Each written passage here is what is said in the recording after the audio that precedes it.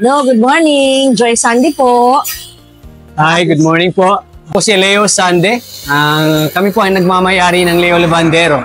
Dito po kami sa Purok Uno, Karangahan Boulevard, Bumbon, Tabaco City, Albay. Matagal ng panahon talagang gusto naming mag-asawa magkaroon ng laundry business. At matagal na rin na aming pinag-aralan kung paano siya maumpisahan.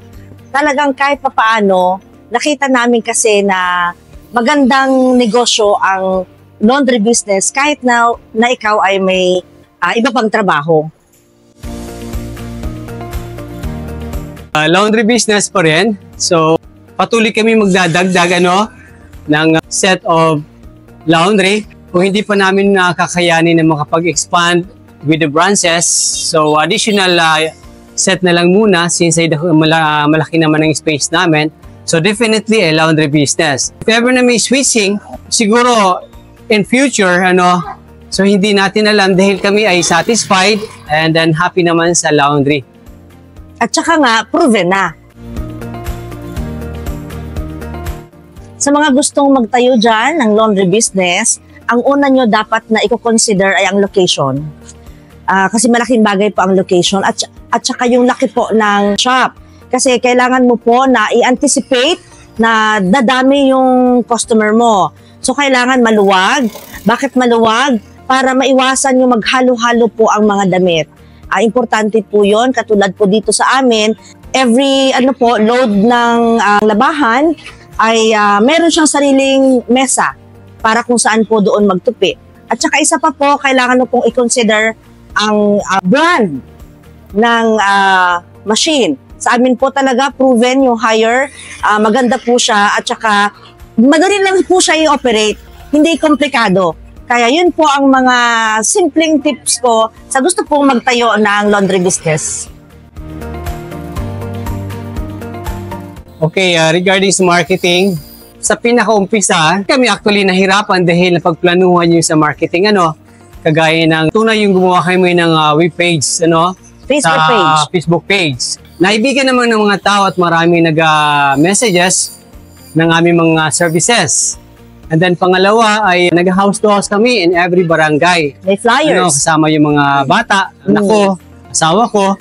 So, dapat walang hiya, malakas ang loob. Every house talagang wala kami pinalampas. Binigyan namin ng mga flyers. At saka napag-isipan din namin na sa radio. So malaking percentage din 'yon para lumakas at makilalang Leo Lavandero.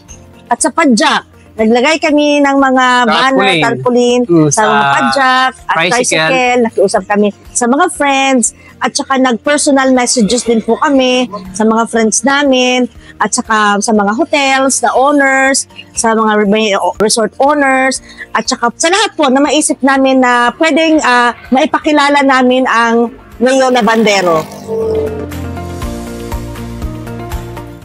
Nung nag-umpisa kami, naghanap kami ng iba-ibang brand ng machines, ng mga laundry sets ng machines.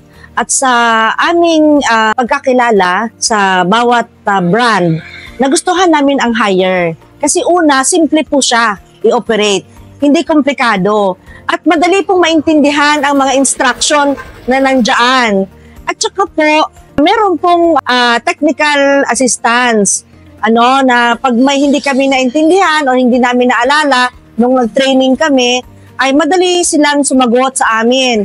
Kaya kung may problema doon sa machine, madali po namin na-troubleshoot. Kahit wala sila, malayo, sa chat pa lang po, naayos na namin yung aming machine. Pero wala namang masyadong problema talaga yung machine.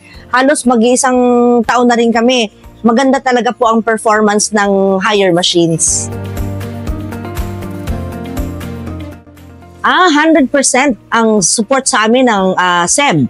Kasi nag-umpisa kami mag-inquire April eh. Imagine mo, wala nga isang buwan, nakapagtayo na kami ng aming business. Kasi maganda yung mabilis, yung proseso ng mga papeles namin, lalo na sa partner din namin na RFC. Tinulungan nila kami para makapag-umpisa po ng aming laundry business. Malaking tulong po talaga sa amin ang ang SEB kasi nga naging madali sa amin, naging maayos po ang aming mga papeles at madali po namin na umpisahan kaagad ang aming pinapangarap na laundry business. At sa after sales naman, proven na po, no? Kasi meron kaming group chat in partnership namin ng SEB.